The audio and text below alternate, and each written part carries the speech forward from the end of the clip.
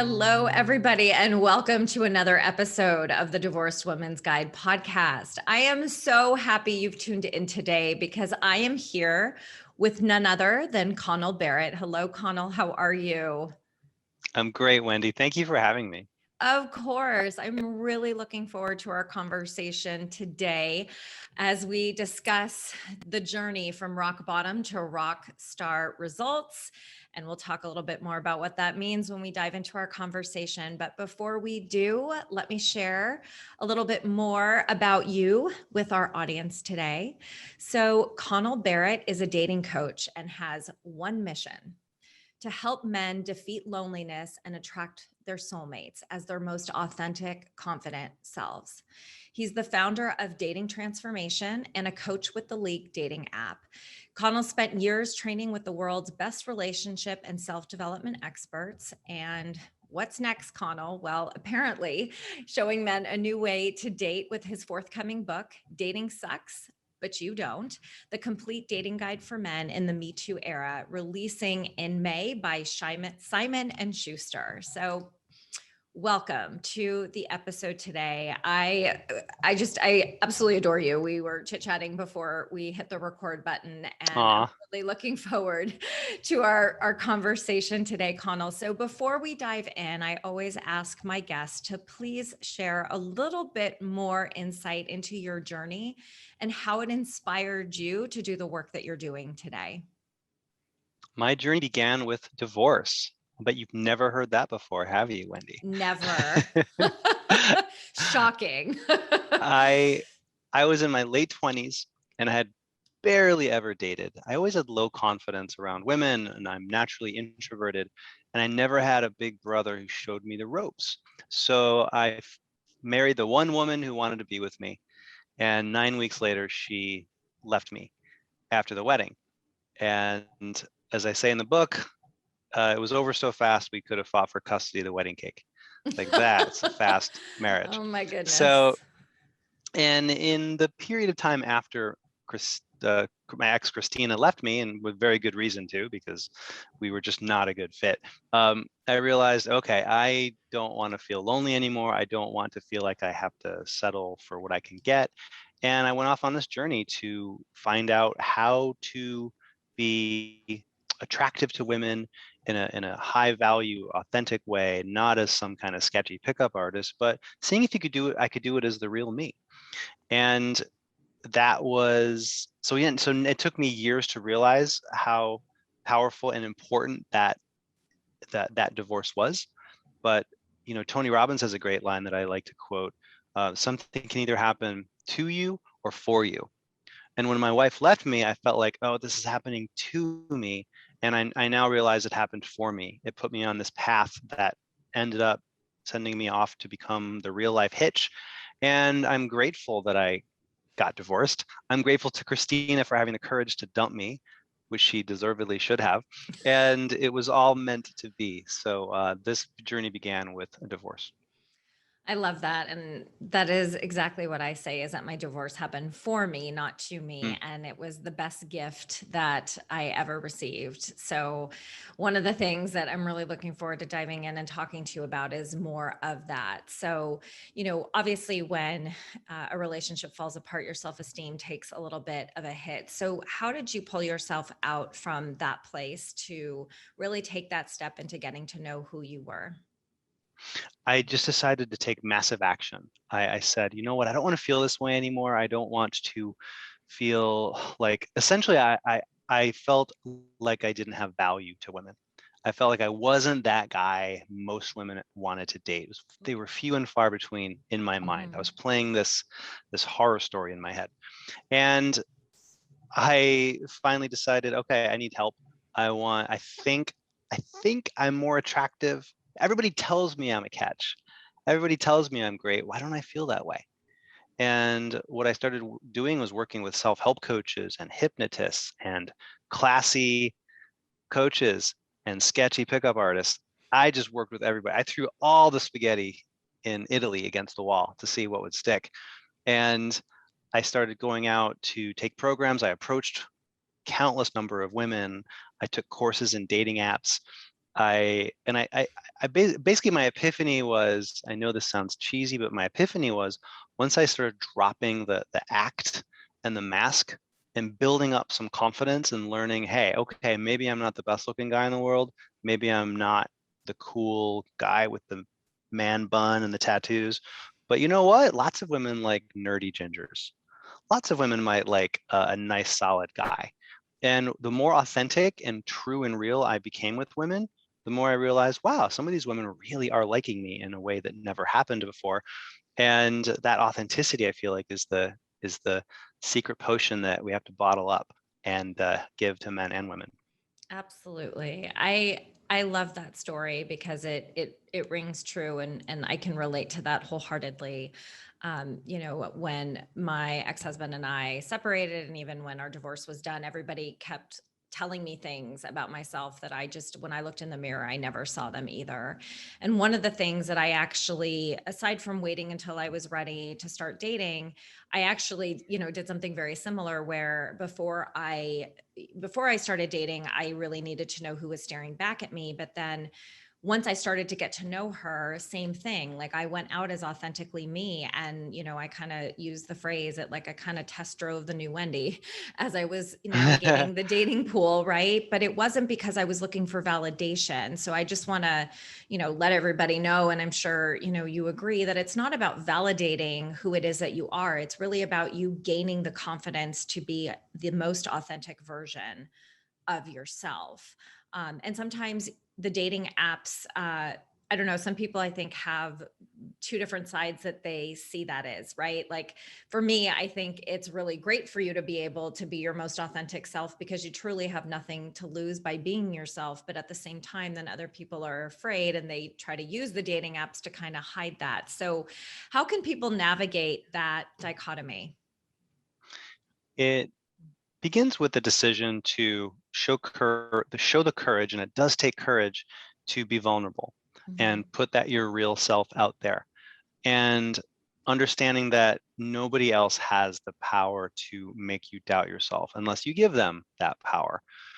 And that starts by rewriting your story and giving yourself a true rock solid belief system in yourself. Mhm. I love doing this with my clients. I take them through this exercise where I look at the single biggest limiting belief they have about themselves. And I show them, we poke some holes in it. Like, I am too short and I have a dad bod, so I can't attract a great wife, maybe. That's his belief.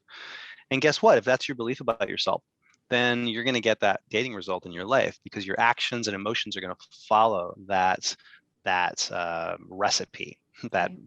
that bad tasting recipe. So what we do is we want to flip that core belief about yourself. And I think it starts with an I am statement, something about your identity. I am enough. I'm attractive. I'm a great catch because, and then write out 3 reasons. And get in touch with these reasons every single day so that you can remind yourself, hey, I have worth, I have value. Lots of people, men, women, whoever you want to date, are going to be attracted to me if I first get in touch with myself, because you can't attract someone else. You can't really connect with someone else unless you connect with your own awesomeness. It has to mainly come from the inside. And then sure, we can get a little validation from people, which feels good to get validated. I had Mhm. a great date last night. I went home feeling pretty validated. But had she not liked me, I would have still felt like, hey, I'm good no matter what. And it's just so yeah, it starts with that inside. We have to write a really powerful, compelling story that makes us get in touch with that worth. Yeah, I love that because that's really where your confidence comes out. And, I believe the same thing. I mean, our limiting beliefs, absolutely create our reality because what we think we create. And at the end of the day, if you are not in that place of feeling great about yourself, then you're going to attract, the people who agree with you. Um, right? I mean, Yeah. it- and I will say I started dating way too early and I started attracting the same men that I was married to, which we all know how that happened or what happened at the end of that. Right. So I think what you said is really, really important. And a lot of people don't necessarily understand quite how it is that they can really tap into what the positives are. So how can people portray that? Let's say they're out on a first date. So many newly divorced folks are so Mm, nervous. Even many of us, right? I found my ex-husband in college. So I didn't date on a dating app until I was in my 40s. So it was just the wild, wild west for me, as with so many people that I know that are listening. So how can they communicate? Or what are like some tips that you have that you can share that allow you to really put your best self out there so that what you attract is who responds to you? say the true scary thing on a date. Ask yourself, what am I thinking and feeling right now? And share that, assuming it's not vulgar, assuming it's not something Be I PG, have to, folks. yeah, I have to, especially some of my guys, I have to say, tell her what you're really feeling and thinking, as long as it's G rated or at Right. least PG rated. And although there might be a moment when you can say the R rated thing, but Right. not too early. Right. Anyway, it comes down to leaning into who you truly are at your core and taking off the dating mask, taking off the mask that we think other people want to see. A quick story: when I was not following this rule, there was a woman I met when I first went on this dating journey. I had a big crush on a woman I met on Match.com, a very attractive woman whose name is Lauren, and Lauren was this very outdoorsy, rugged adventure woman. She was like a real life Lara Croft, Hmm. and that's so not me. I'm a nerdy musical theater loving Jeopardy addict who can read books all day, and I'm not out there swimming with sharks. So, but what did I do? I sat across from her on a second date and I told her all of these fabrications about who I was. I said, oh, I'm studying to become a pilot. Lie. I go scuba diving. I swim with sharks in Belize. Double dog lie. Just a string of BS. Not to manipulate her so much, but to try to. In my mind, I was beneath her, and I felt like I had to tell this. I had to convey, wear a mask, wear an ill-fitting suit. And I started sweating. My forehead started sweating because I have a terrible poker face and I hate lying. And the date went terrible, and she friend zoned me deservedly. Whether or not she knew I was lying, if nothing else, she could just tell, like, wait a minute, you don't come across as that person at all. Something was off about me.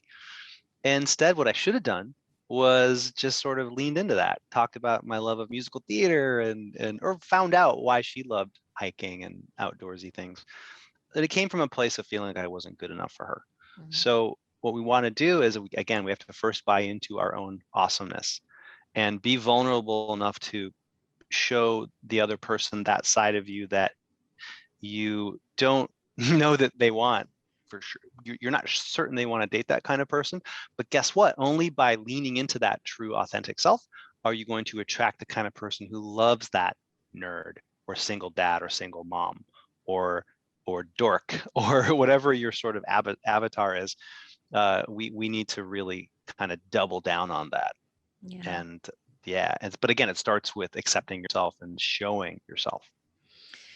Yeah, and I think that that is so hard for so many people because they want to be liked. They want the other person to like them when, it's almost kind of like a job interview.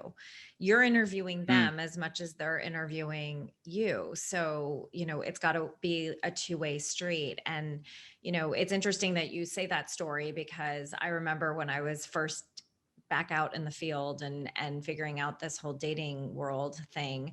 There were times where people would, or gentlemen would say back to, they would tell me that they like to do things, and I like so many things that I was like, oh my God, never in a million years. Or they'd be like, oh, I ride a motorcycle. And I'd be like, oh my God, I've always wanted to ride on the back of one, where I'm like, oh my God, I'm deathly afraid of motorcycles, you yeah. know? And I think that a lot of times we forget that you want to,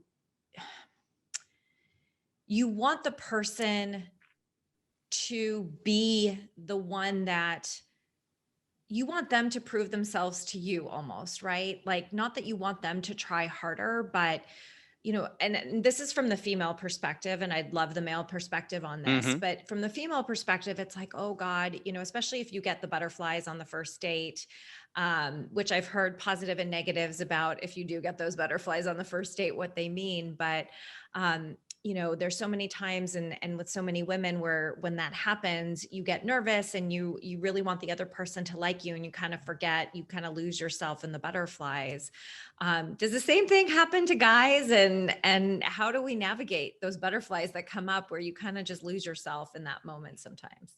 Yeah, it's a great question, and absolutely, men get huge butterflies. I, I think there's a question we all ask on a date, and it's not a good question, and we need to change the question. A Mhm. lot of us we ask this question. It's just beneath the surface of our mind, which is, how can I get them to like me? Yes.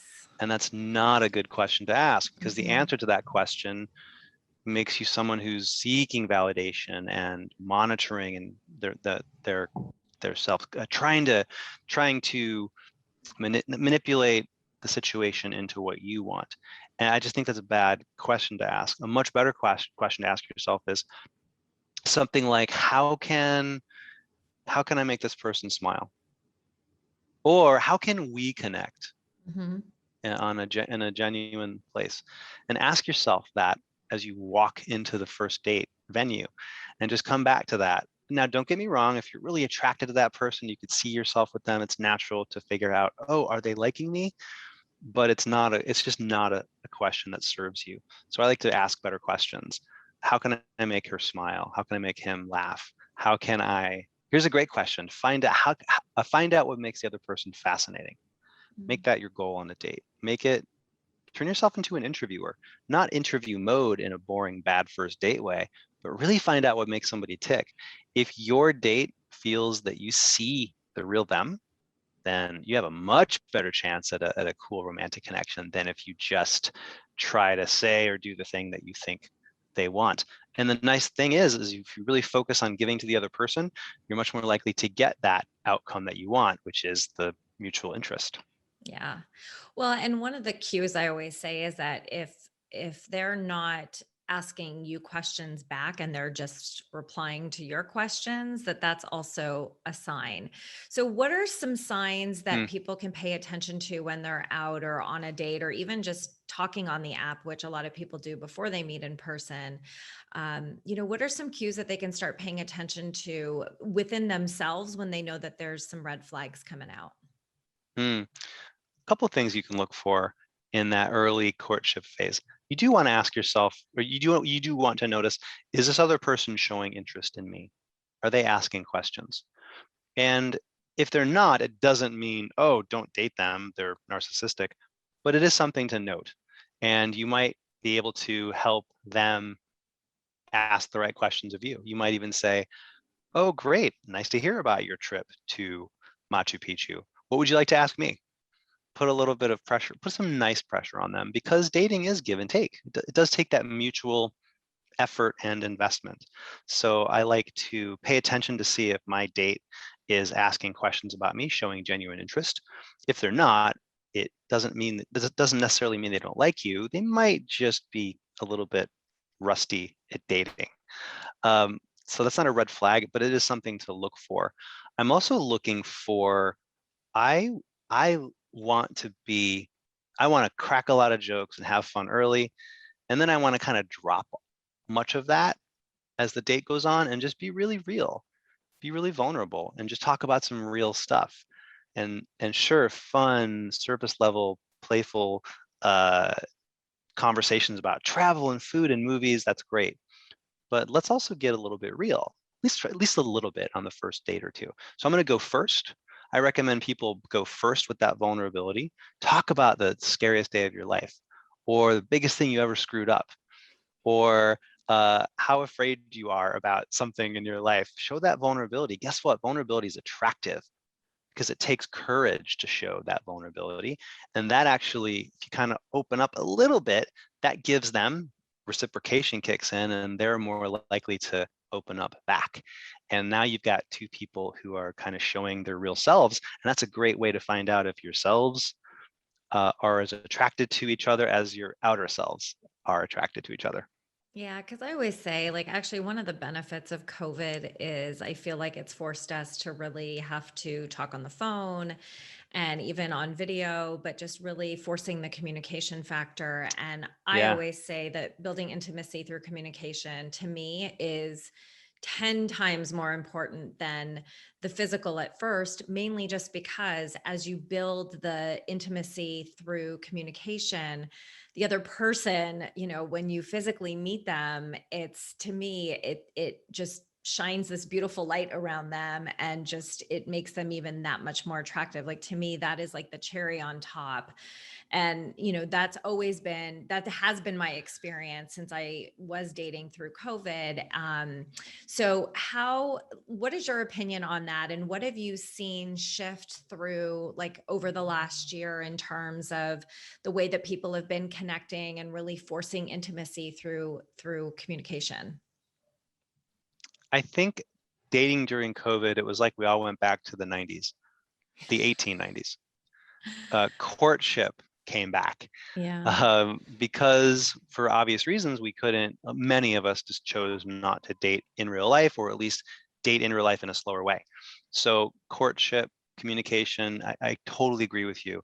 We've all become better listeners, I think, and that's going to serve us well in this hopefully more or less now soon post-pandemic dating world, Mhm. where sure we're still going to be meeting in person, like we're going to start meeting in person again, but we're going to be able to listen a lot more closely and really connect emotionally. And in my book, I talk about how we're basically all the same on the outside, more or less. However, we're all so fascinatingly different, singular, unique inside, right? Mhm. You contain multitudes. And if I'm on a date with a person, I want to really find out what makes her incredible. If one of your listeners is on a date with a single dad, she's going to want to find out, okay, what makes this guy tick? How can I see, what emotional commonalities do we have? Who cares if we both like Coldplay? Okay, great. I like Coldplay. You like Coldplay. You like Queen's Gambit. I like Queen's Gambit. That's good. That's a starting point. But let's really find out if we emotionally connect. And I feel like COVID and having to communicate by Zoom and FaceTime and all the ways we've been forced and by phone forced to, it's slowed the dating process down. So it's more Mhm. courtship and more connection, less, hey, let's hop in the sack on the second date. Yeah, I couldn't agree more. And, I think that, and I've even noticed the difference dating before COVID and then dating during COVID because it was very different. And the way in which you got to know somebody was also very, very different. And I've had better results during COVID than I did before COVID for that Okay. exact same reason, which I find to be so incredibly fascinating. I love that you just said that it really forces us to be better listeners. And I think that enables us to do what you said just prior to that, which is to learn how to get curious about the other person, Mm, and to really learn a lot about them before you take those types of steps that maybe you would have taken a lot faster in a year prior. So I think that connection is attraction. I think that I come from a place of men learning to meet women. There's a lot of yeah. guy content out there saying, learn these attraction moves, attract her, attract, attract. And I think that's a misnomer. I believe that attraction, I think we're already attracted to each other, right? Men like women, women like men, among other combinations.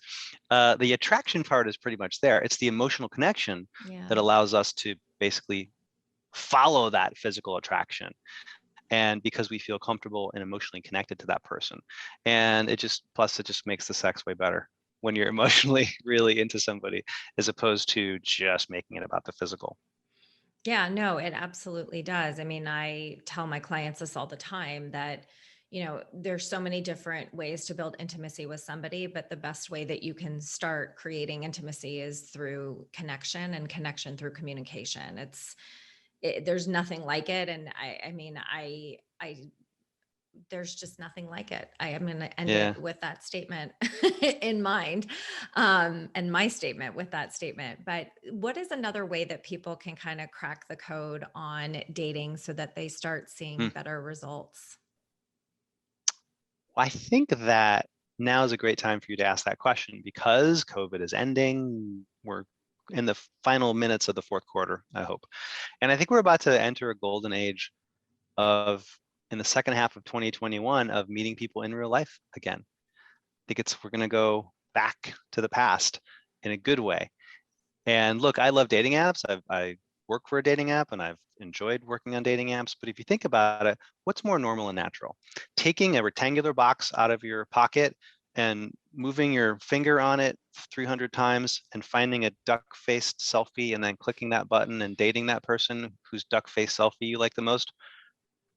That versus seeing an attractive, intriguing stranger and saying hi.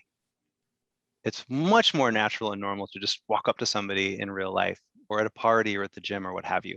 So I would advise anybody listening right now to open up to that, get your head out of your apps and get out into the real world and I'm going to write say that hi, down. say say hi to that person standing next to you at Starbucks or at the gym. Pay them a compliment. The reason why now is going to be, I think, the time to do this is because even before COVID, there was a lot of dating app fatigue Yeah. among singles, and now after a year and a half, more or less in lockdown, I think like we're all starved to have that in real life moment that's like something from a rom-com. Um, Grocery shopping, you both reach for the same box of frosted mini wheats. There's one left. Turns out you both love frosted mini wheats. Oh my gosh, we have to get together sometime and get coffee. That's an amazing rom-com moment that you get to give each other. It doesn't happen when you meet on the apps, but it happens when you meet in real life. So I think we're all ready to start meeting people in real life again. Oh my God, without a doubt. I mean, one of the things I loved doing when I was single was going to a restaurant bar and just sitting at the bar by myself, which not a lot of people like to do, but I loved it because I love striking up. And maybe Mm, again, this is unique to me, but I love talking to strangers. I mean, even during COVID, anytime I would go to the market. I mean, we all were craving conversation and connection with somebody other than, our children or, the people that we were able to connect with during COVID. And I feel like people are so much friendlier now than they used to be. And I agree with you. I think yeah, now is just an amazing time to start connecting outside and to really just go for, I mean, I believe you have nothing to lose. What do you have to lose? absolutely. Right? Absolutely. There's a little vignette in my book. When I first went out to start approaching women, I met a really cool, interesting woman named Ashley at at Whole Foods, and Love we it. chatted. We exchanged numbers. She could tell I was nervous, and I think I said something like, "Oh my God, you're so nice. Thank you for giving me your number. Can't wait to get together." And she said to me, but it felt like she was talking to all men. She said, "It's okay. You can come up and say hi. We like it." And I would also share that message to women too. I know for a fact men love it when a woman takes drops a handkerchief of sorts and says, "Hey, excuse me, I really like your sneakers, your tie. Cool. What kind of coffee are you drinking?" Anytime a woman has ever broken the ice with me with the intention of maybe flirting, I was blown away and so impressed and appreciative because I know how hard that can be. So yeah, to quote Ashley from Whole Foods from 10 years ago, come say hi to us. We like it. I love it. I think that's a great way to end it. So everybody tuning in, you just got amazing advice from Connell. I hope that you guys feel inspired to just go for it and just say hello to somebody because you never know. You never know who you could meet and where you could meet them. And you are an amazing example of what is possible for anybody out there. Connell, thank you so much for joining me today. I really loved our conversation. I had a blast. Thank you for having me, Wendy. Of course, of course. And everybody tuning in, I hope that you got some really great nuggets of information to navigate your dating process. I always strive to do that with every episode. I hope that you guys have a beautiful rest of your day, sending you tons of love, light, and joy as always. Mwah. Bye, everybody.